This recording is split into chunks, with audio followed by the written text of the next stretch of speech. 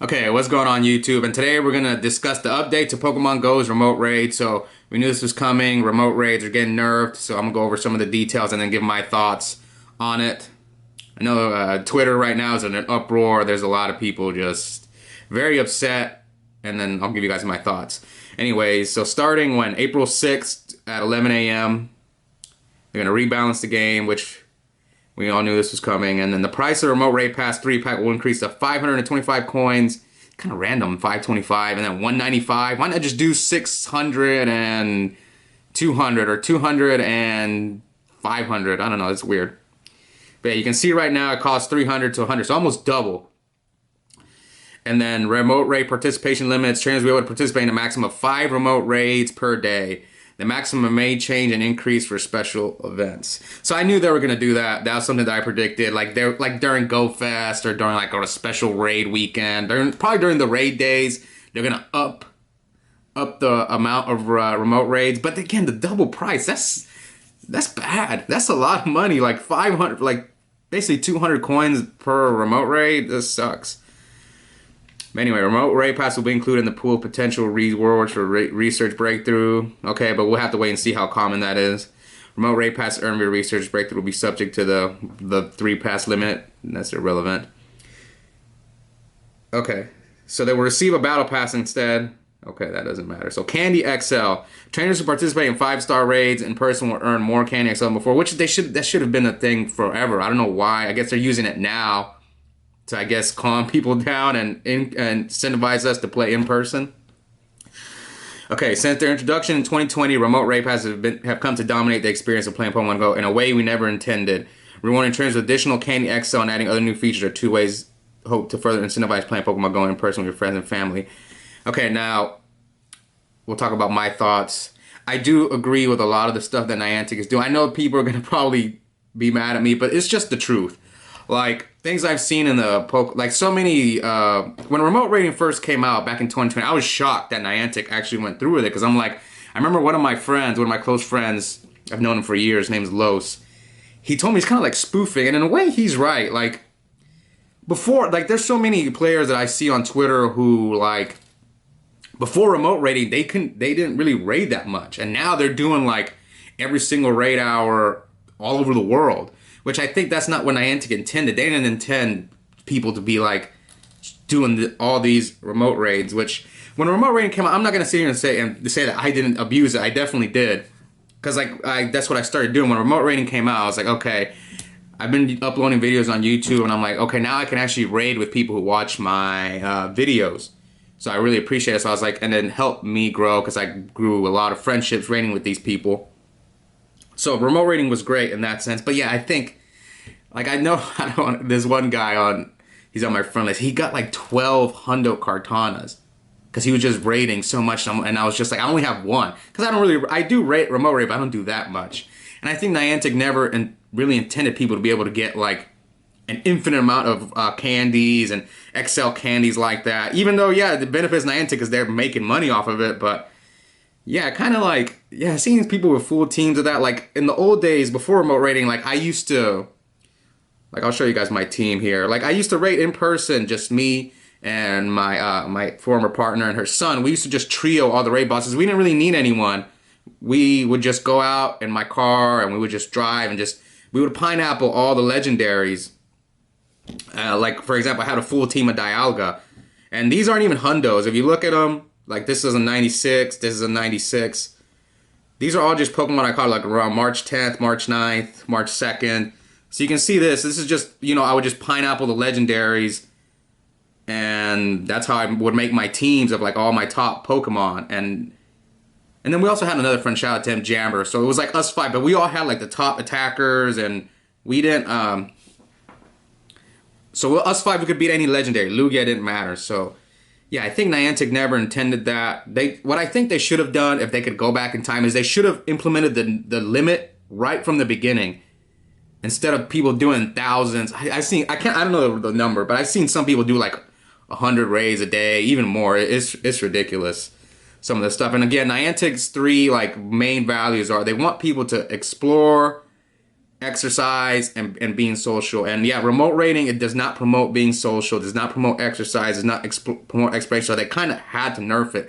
I'm glad they didn't get rid of it, you know, just outright, which it's probably what they should do, but they didn't. So I'm glad Niantic didn't do that. So what else would I discuss? Yeah, and the problem is remote raiding definitely killed local communities. Like I talked to one of my friends the other day from my town that I used to play in person, and he told me the raid chat is dead. No one wants to go out and meet out. And I met a lot. Whenever remote raiding is great, but I have so many memories of like 2017 through 2020 where I just met people and I became good friends with them raiding, and I do miss it. But now it's just inconvenient. Why would I go out and meet with people and try to coordinate with people when I can just sit my butt on this chair, which you guys who've been watching my channel know I've been hosting raids since remote raiding came out almost 3 years ago. So I have no incentive to go out and coordinate with people. And I used to coordinate raids my local, and I met so many people doing that, and you know, including I even met my ex-girlfriend like that, and her and I were both very passionate about trios and duos and all that. And when remote raiding came out, it was kind of like we kind of didn't need each other anymore. She was out raiding with her people from that people she met on Twitter, and then I was out, you know, just hosting with people from my YouTube channel. So, you know, it's kind of like it's just, you know, but before her and I would always play together. We would go out, we would just duo. You guys been watching my channel, seeing all the duos we used to do, and that's what we used to do. And then occasionally we would help out our local community. Some random people would show up and would be like, yeah, you guys can come and raid with us. So yeah, I do miss the in-person raids. And if they would kill remote raiding outright, I would probably have to do it. And with the price increase, I think I might have to go out and play in person again, because yeah, the price increase is a big deal. I think that's something that people aren't talking about, but that kind of makes me not want to remote raid as much anymore, because double the price, no, it's bad. I might actually have to go out and raid in person. I may still host, but you know, some people may be willing to pay the double price, some people may not, so we have to wait and see. But one thing that I do agree with, because I want to see both sides, and I agree with this. There's just not many local communities. My community is just, where I live, it's dead, and it's always been this way. When I first started playing Pokemon Go, because where I live, I just couldn't find any people, so I decided to go where one of my other friends lived, and they had a stronger community, so I would help them out, but I just couldn't find anyone in my area, and I still probably won't. I'll try. I guess I have to try now, but more than likely you have to like drive to other cities where there's actually communities. Where I live, there's none, at least not yet. All right, let's see. Yeah, maybe now people will get more into like duos and trios and using the right counters, because I had this problem with Blizzard Kyogre during the Hoenn tour. People were using Escadrille, Avalugg, so now it's kind of like Niantic, help us. I don't know how they can help us out, because people just use the wrong Pokemon. They just go with auto select. Some people going with Blissey, so that's a problem. But I do think Niantic should I don't know how they could make raids easier. They did make the megas easier. Maybe make legendaries, like, because not everyone, like, I get it, they want us to meet more people, but there's some areas that are just dead. There's just not many people that play, but one thing that they said, like, it's just they never intended people to raid that much, which is something that I understand. If you want to raid that much, you need to get you have to go out and grind to get it. Like I said, that's what I used to do. I used to pineapple all the legendaries. That's the only way I could make a full team. And it wasn't like I was just sitting at home waiting for invites. And I know so many people that do that. They're just sitting at home waiting for invites. Now you're going to actually have to go out and grind and walk or drive. Probably drive. That's what I did. Okay. Yeah, one thing that I wish they would do is make it easier to find people, coordinate with people. Because I know they did this campfire app, but I don't know, why can't they just do it with in-game? I don't know, maybe that's something they can't do, but I would love for them to do an in-game way to coordinate with raids, instead of us having to make a group chat or a Discord group, because not everyone wants to download Discord or Messenger. Yeah, I guess another issue is just this is what I noticed when I used to play in person. A lot of the people, they just want to use their free pass. Not many people want to spend money, so it's kind of like the people who like the really hardcore people, it sucks. I remember I used to have this problem. Like, we would go out and we would raid, and then some people would just do 1 or 2, and then they'd be done. And then I would want to keep raiding because like, oh, I want to get a hundo or I want to get candies to max out this thing to level 40 back then. Now it's level 50. So if you want to get a level 50 Pokemon, it's going to be tough. And I get it. In the interview, they said the end game for Niantic is rare candy is XL. So that's why that's like, people shouldn't be having, according to Niantic, people shouldn't be having like a full team of level 50 legendaries. Let me see if I have a full team of like legendaries at level 50. Like, they're supposed to be rare. Do I have anyone that's like a full team of level 50? See, I have like, let's see, 2 Kyogres at level 50. I think Mewtwo is probably the one I have the most. No, not legendary Mewtwo. How many level 50 Mewtwo's do I have?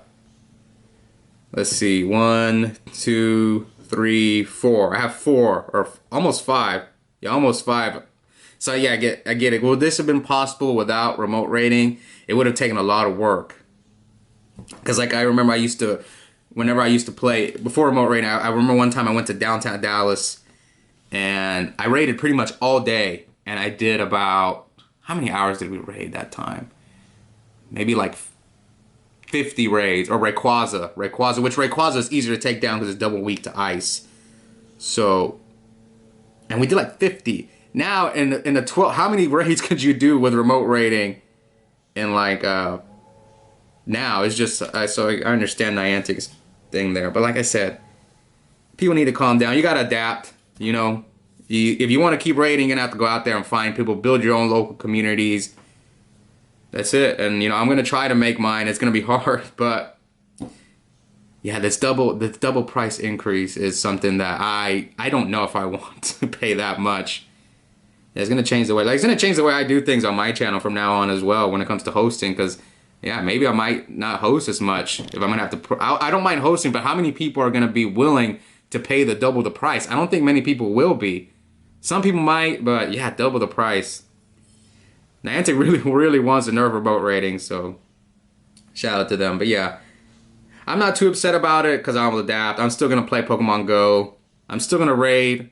Probably not as much. I'll try to host. Maybe I'll only host Raid Hour from now on because, yeah, I'm not going to spend as much money. Plus, people, I don't think, not only me, I think other people aren't going to be willing to pay that much for remote raiding. Unless it's like, I guarantee you, unless it's like a really good Pokemon, people aren't going to pay. Like, Tapu Bulu, when that thing comes out, people aren't going to raid that thing.